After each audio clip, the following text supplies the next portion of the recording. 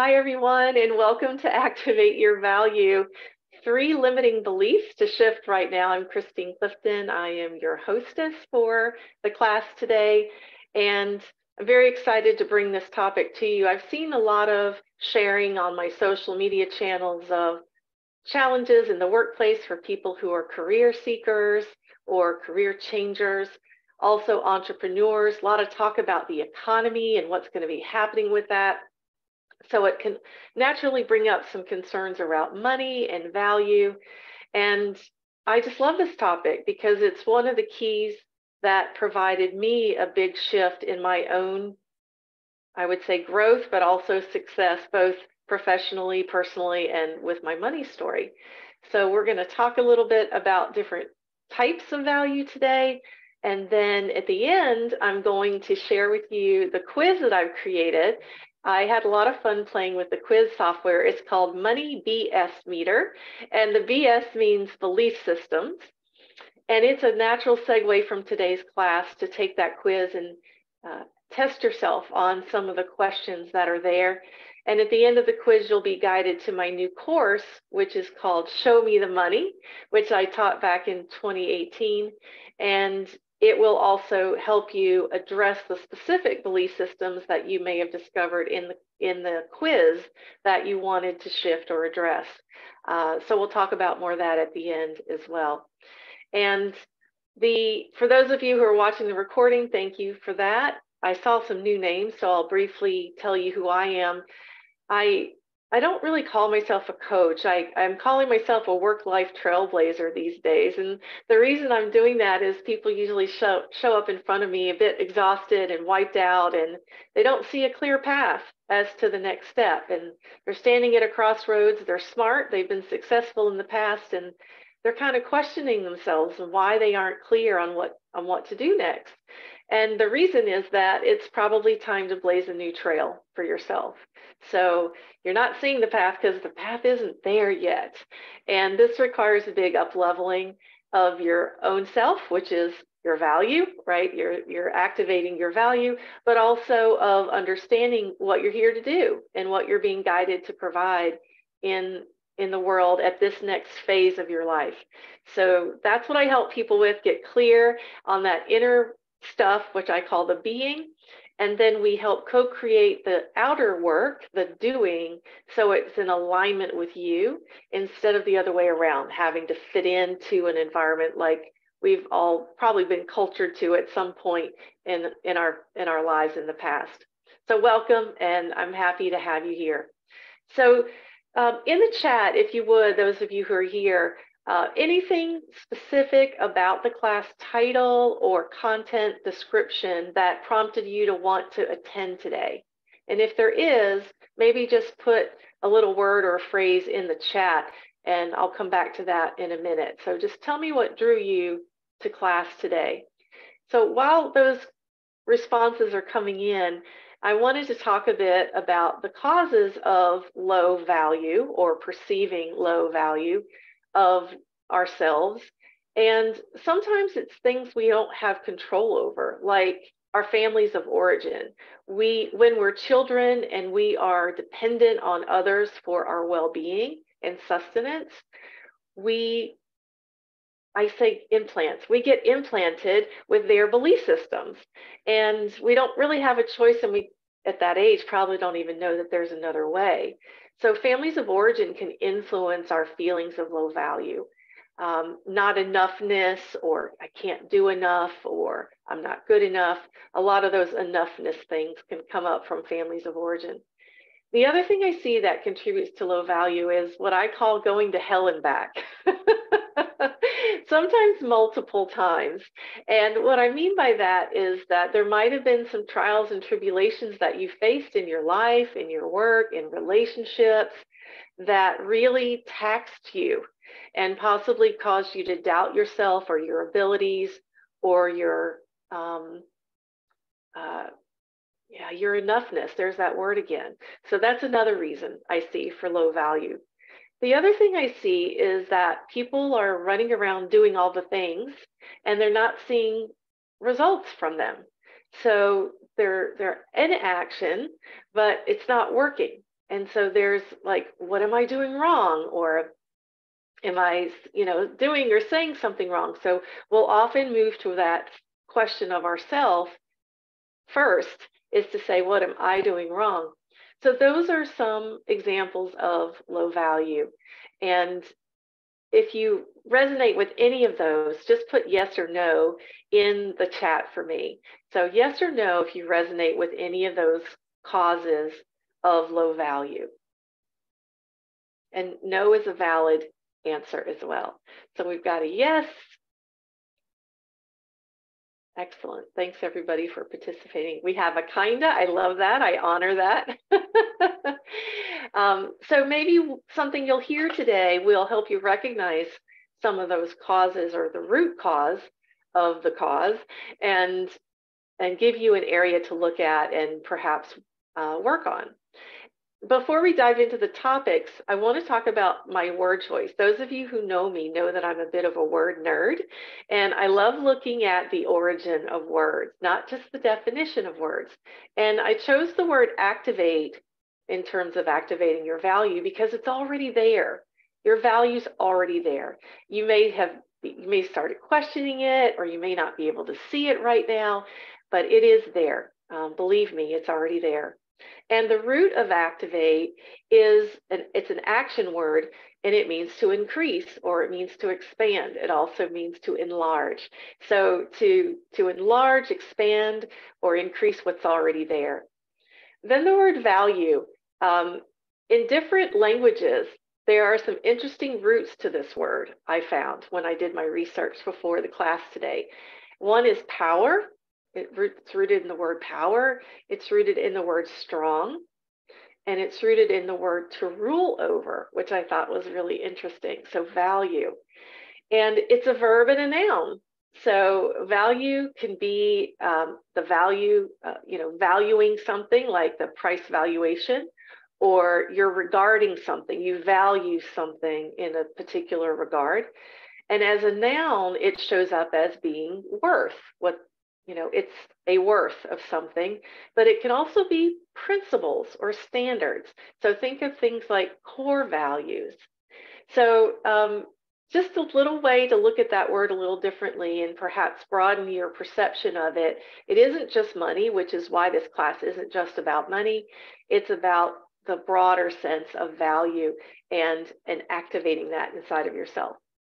All right, so the core of my body of work is about vibe, voice, and value, the 3 V's. I call it my V3 system. And it's not specifically a linear system or methodology, though it can be that way.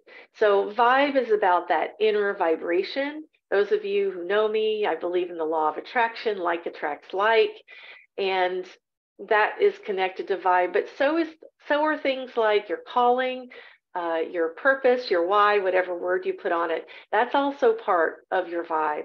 Another part of your vibe is understanding and deciding how you want to live your life, your lifestyle. That also comes into play. So we want to make sure that that vibe carries a well-roundedness of you and an example of who you are into the world. So we're going to talk about that piece first. So the question that I posed in the advertisement for this class was, do you sometimes feel unimportant or unacknowledged in certain scenarios or in certain relationships? And what I find what happens here, and the belief system that's usually behind that, is that you're looking outside of yourself for completion.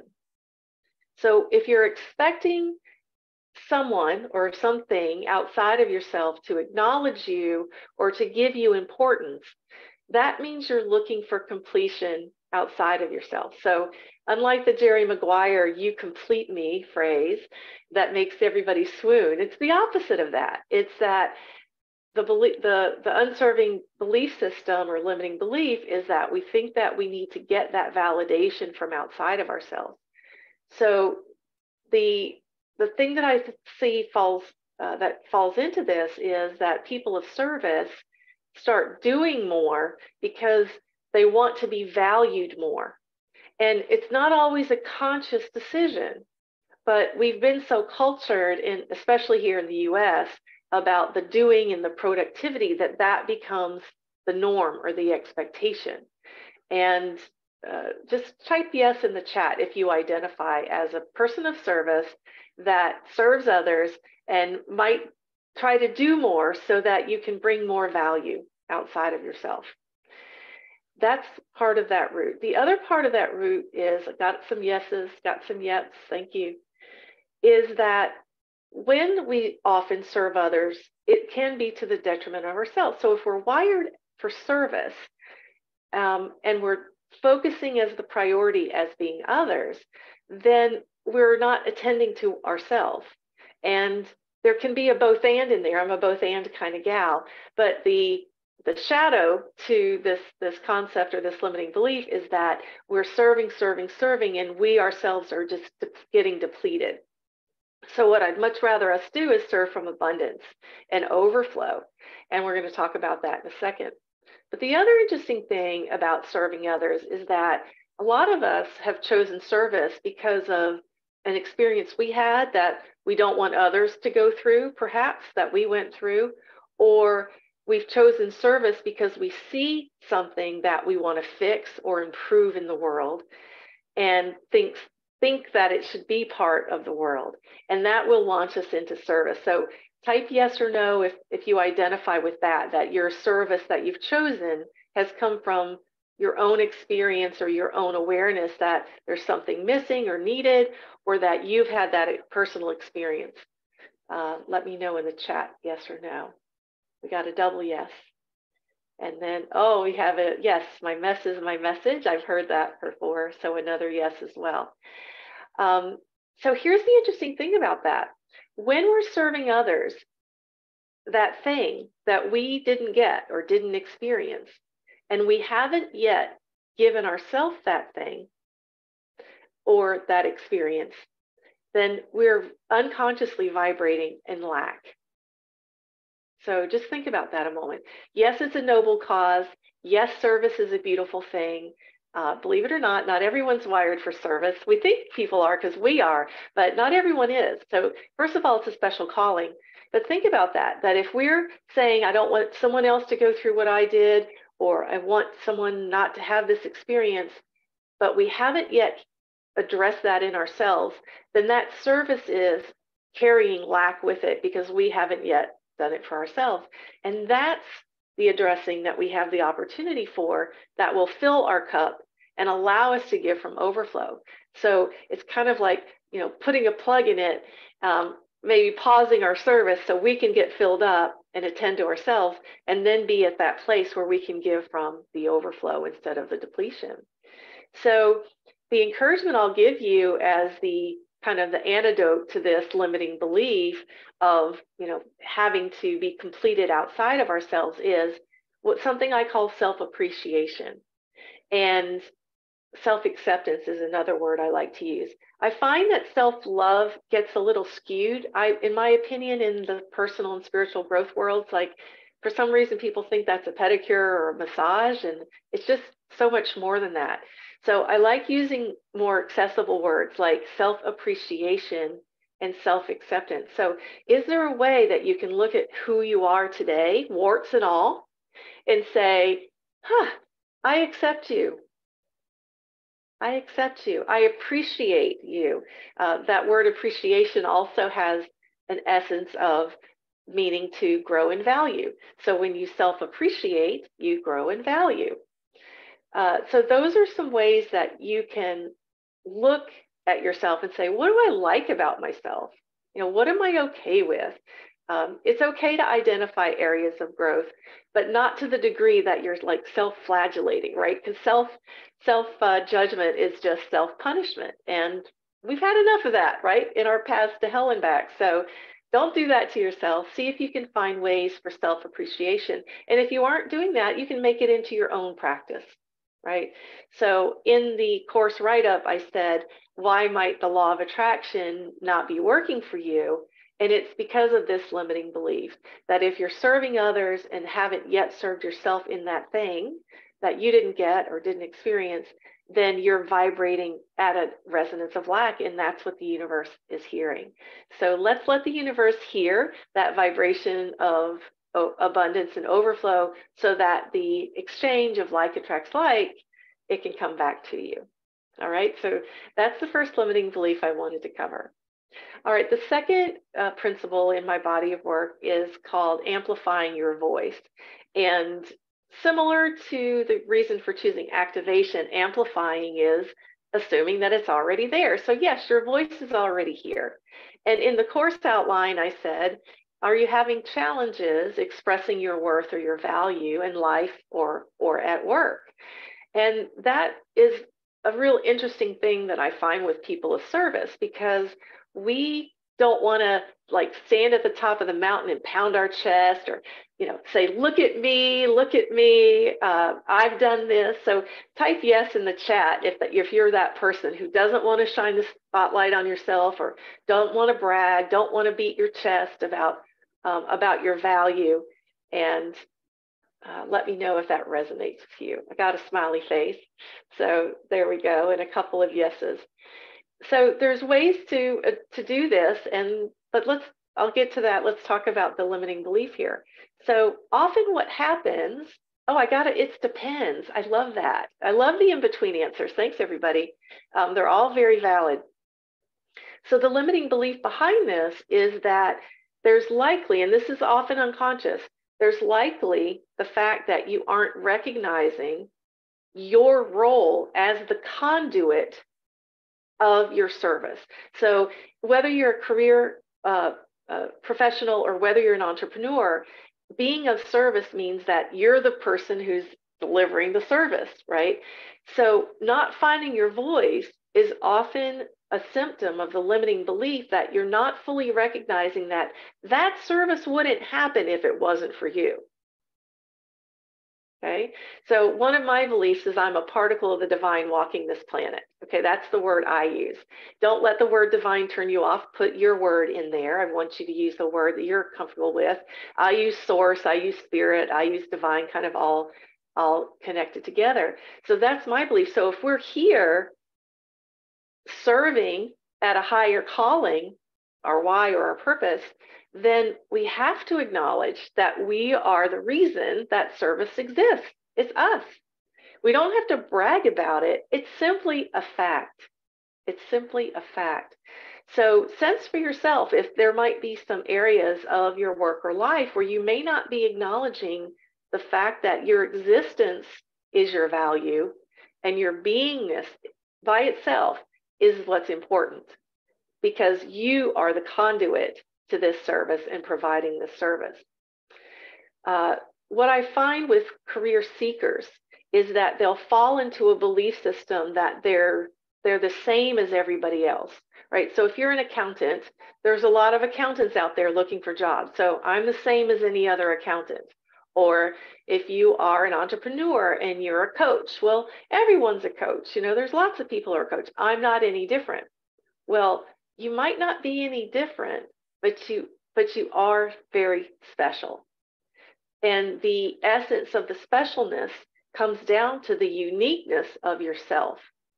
And there are ways to express it without beating the chest at the top of the mountain, hollering or shining that spotlight on yourself.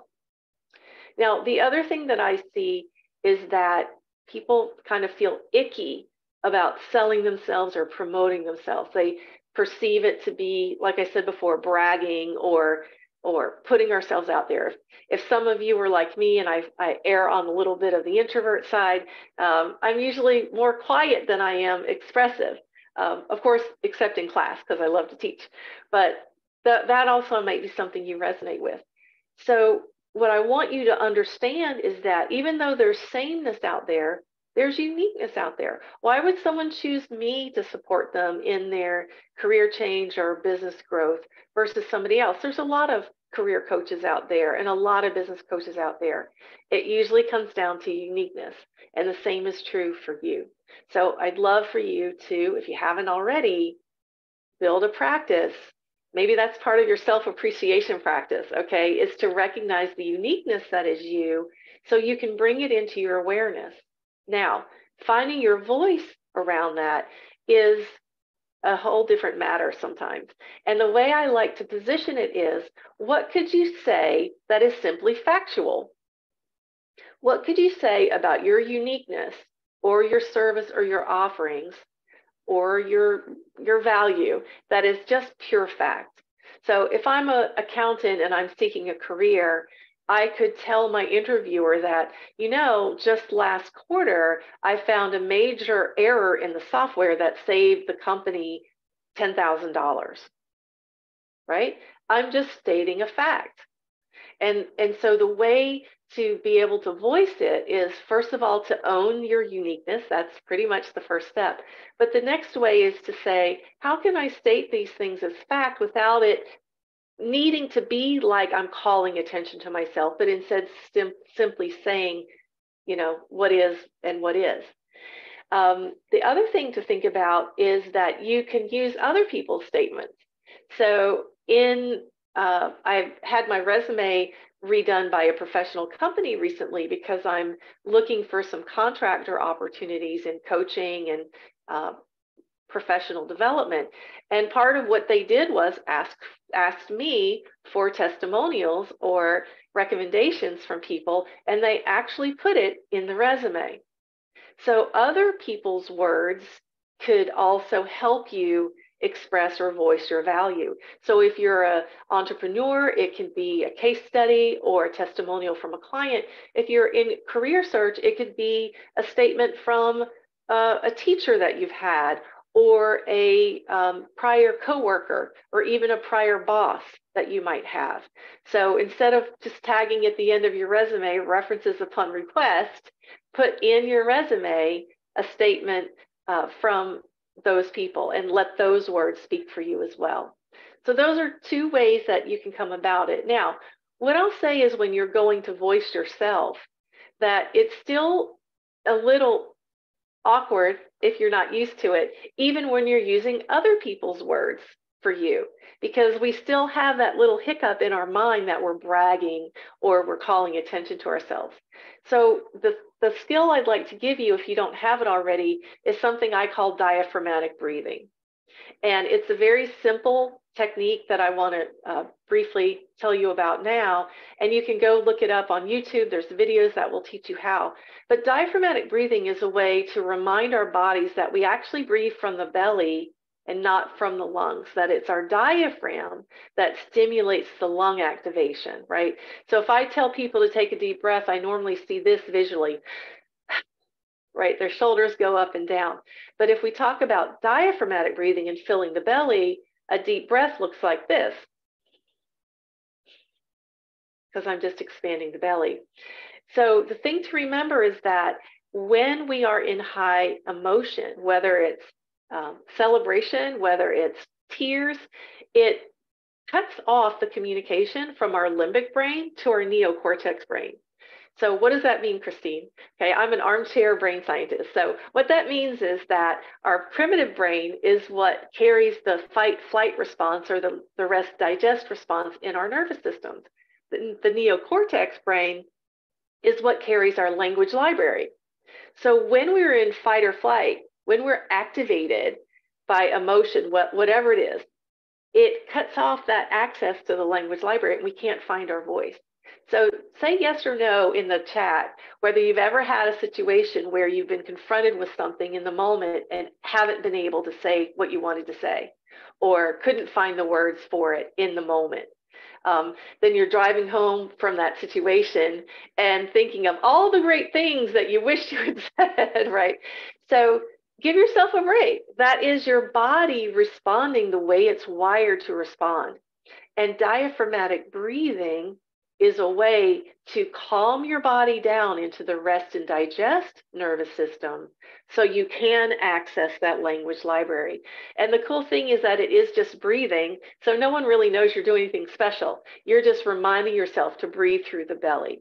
And the way to activate parasympathetic is, one technique I use is my out breath is twice as long as my in breath.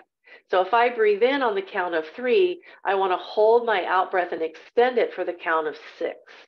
And that's the way to stimulate the parasympathetic. So that'll calm you down in the moment, and you'll have a better chance of accessing that language library.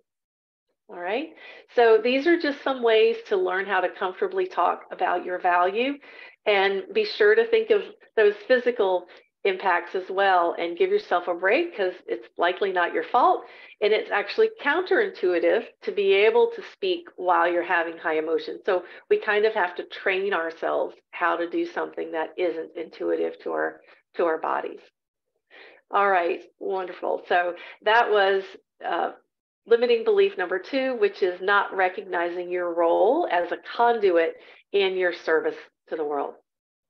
So the last limiting belief I want to cover before we start talking about the course and the quiz that I mentioned earlier is about money. So the question I posed in the class advertisement was, do you seem to not be able to get ahead financially? Do you kind of feel like you're on the treadmill, but never really getting anywhere financially? And the limiting belief I see behind this one is that you're likely looking at work as the source of your supply. So some of you might going, well, Christine, of course, like I get money from work. Of course, it's the source of my money supply, but it's actually not. So think about a time when you've received money without working for it. In the chat, if you've had that, tell me the situation where you might have received money without working for it.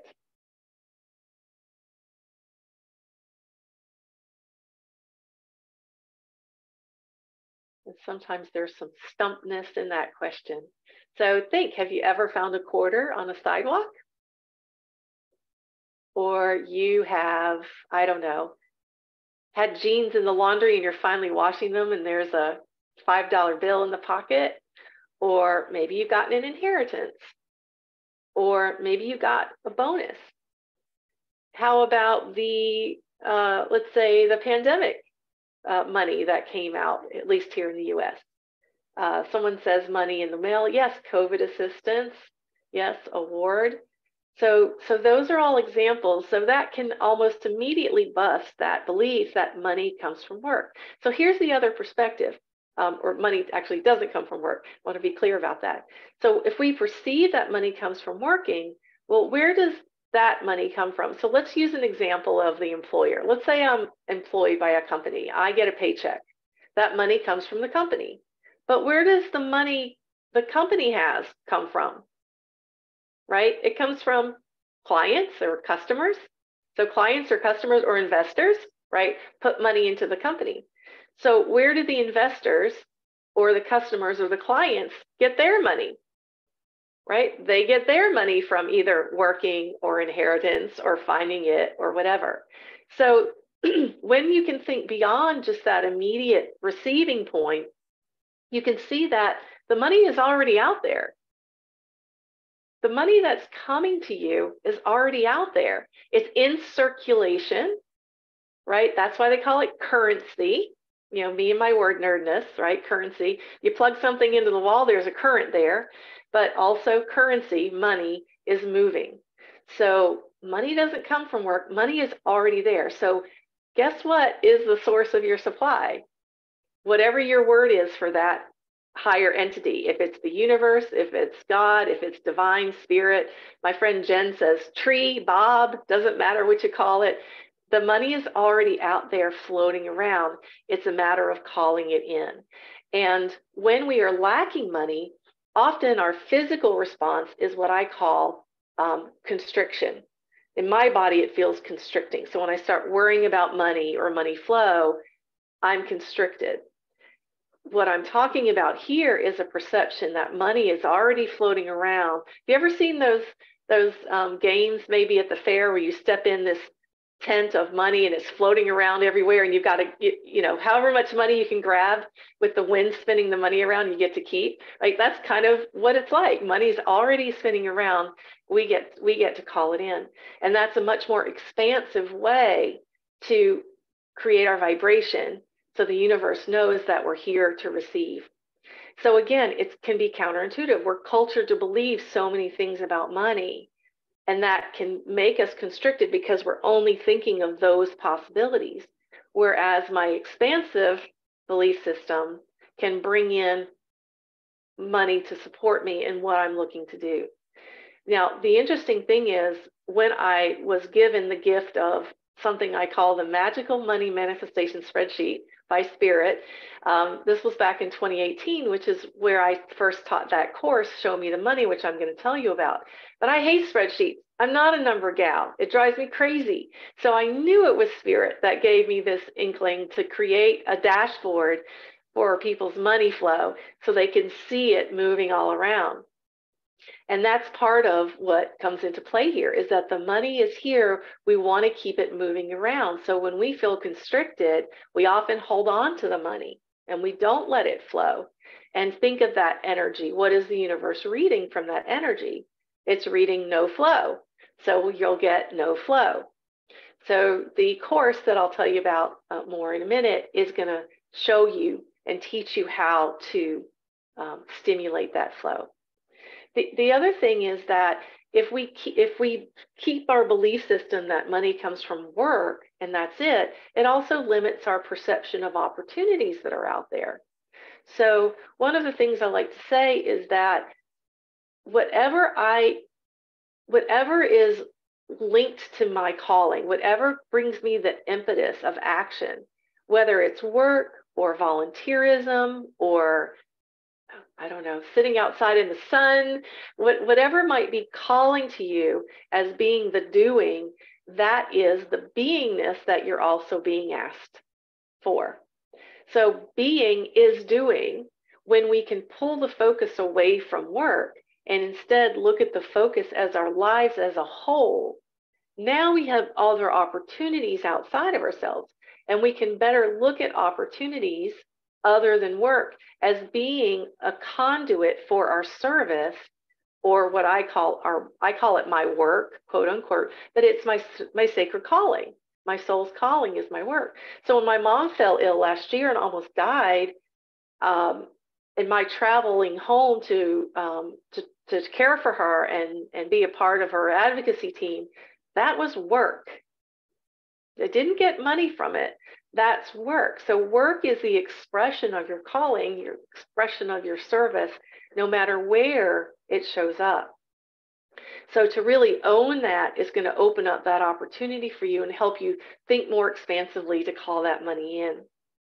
So don't be intercepting that flow of money, even by not receiving, you see. People of service are fire hosing their service, like, I'm going to help, everybody. But with that water coming out of the fire hose, there's no way for something to come back in. So you might also be unconsciously stopping the flow by not receiving. So think about places in your life where people have offered to help or wanted to buy you coffee or lunch. And no, I've got it. So where might you be intercepting receiving?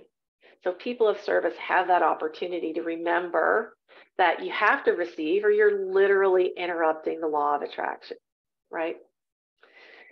All right, so the compensation of our service isn't going to be just reciprocal. It could come from anywhere, right? All right, so that's that limiting belief. So let me recall all three of them for you before we start talking about the quiz and the money course. So the first limiting belief to shift is stop looking outside of yourself for completion. We're already whole and complete.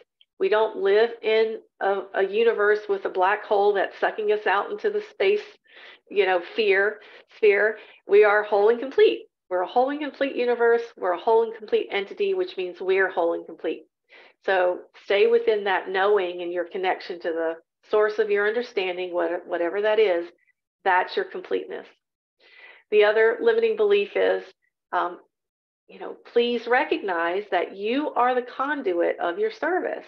And you need to be expressing and voicing your value because it does amplify it, not just for the person hearing it, but for the universe and also for ourselves. Affirmations and mantras, why do they happen out loud? Because we have a chance to hear it ourselves and we maybe can start believing it. And then the last limiting belief is, stop looking at work as the center point or the source of your supply. It's not. It is already there. It's flowing around. We have an opportunity to create the conduit for it to flow to us. And that's where our creation comes in. And those of us who are of service, that's usually where one place that it shows up. But also know that your service doesn't have to be just work. Your service can be your volunteerism, fill in the blank, whatever you're feeling called to. So resistance and attachment, these things are what intercept flow. They're both forces that can intercept flow. And when you feel stuck or you feel unable to move or you're unclear, it isn't you necessarily. It's nothing outside of yourself that's causing that. What's causing that likely is that you're simply getting in the way of your own natural evolution. So our default is growth. We will continually grow. An acorn is going to become a tree, right? An embryo is going to become a human. Like the baby doesn't have to make itself grow. It's going to grow. And that is the same for us in these phases of our lives. We're going to grow. Grow is going to be uncomfortable sometimes. We don't have to push ourselves out of that comfort zone in order to grow. We often just need to step out of the way and really ask some questions around what you're being called to do now. What you're being called to do now is probably different than what you've done in the past, or a different iteration of what you've done in the past. And it's a matter of getting clear. I call it up-leveling, of your next up level, because that's really what is happening, is you're being called to up level and kind of serve in a very different way. So it's about agility and being able to move and chuck and jive when the universe throws you things you don't expect, and being able to allow that flow to come, even if it might come from the areas that you don't expect. Those are some fun surprises.